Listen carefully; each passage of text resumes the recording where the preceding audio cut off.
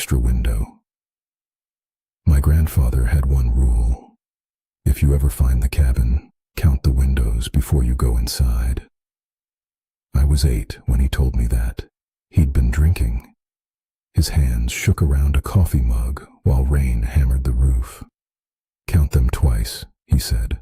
"What happens if I don't?" His expression changed. For a moment, he looked genuinely afraid. "You won't know how many people are in there." I thought it was a joke, a ghost story. 20 years later, I learned it wasn't. My grandfather died in February. While cleaning out his house, I found an old key tied to a faded tag. Written on the tag were 3 words: "For the cabin." Attached was a set of directions leading deep into a forest several counties away. Curiosity got the better of me. A week later, I went looking. The cabin was exactly where the directions said it would be. It sat alone in a clearing surrounded by towering pines. Small, weathered, ancient, and strangely untouched. The wood wasn't rotting. The paint wasn't peeling. It looked old, without actually aging, like a photograph that had somehow become a building. I remembered my grandfather's warning and counted the windows. 1, 2, 3, 4, 5, 6. Simple enough. The front door wasn't locked. The key fit anyway. The cabin contained a kitchen, a living room, and a bedroom. No electricity, no running water, no signs that anyone had lived there for years. But there was something strange. Every room felt crowded, not physically, just occupied, like walking into a room where people had been talking seconds earlier. The sun began to set. I decided to stay the night.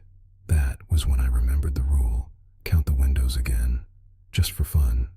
I walked outside. 1, 2, 3, 4, 5, 6, 7. I stopped. There was now a 7th window on the side of the cabin, a tall, narrow window I would have sworn wasn't there before. I stood frozen. Maybe I'd missed it earlier, maybe. I approached. The glass was filthy, dark. I couldn't see inside, yet I had the uncomfortable feeling something on the other side could see me perfectly. I returned to the cabin and locked the door. The feeling of being watched grew stronger. At midnight, I woke to the sound of movement, not outside, inside. Footsteps, soft and careful, walking through the living room.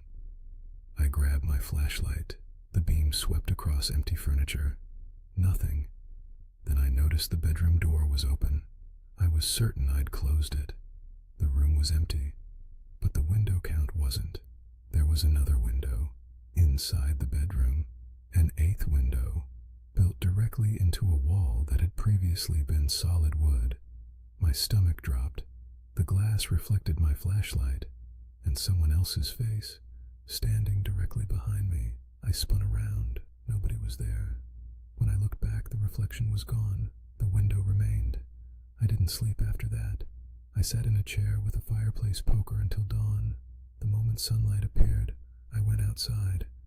The cabin now had 9 windows, not 8, 9. A new one had appeared overnight. That's when I found the notebook. It was sitting on the porch, a leather journal covered in dust. Inside were entries written by different people over many decades. Every entry described the same thing: the windows, and every entry ended abruptly. The final page belonged to my grandfather. It read, "Started with 6. Now there are 31. I can hear them talking through the glass. They sound exactly like us. They've started building windows inside my house." The final sentence was barely legible. "Don't let the cabin have more windows than your home." I drove straight back to town. For months, nothing happened. I convinced myself the whole experience had been stress, grief, and overactive imagination. Then one evening I noticed a window in my hallway. The problem was, my hallway had never had a window, not once in the 10 years I'd lived there. The next morning, there were 2. The morning after that, there were 3. Each one revealed a dark room beyond the glass.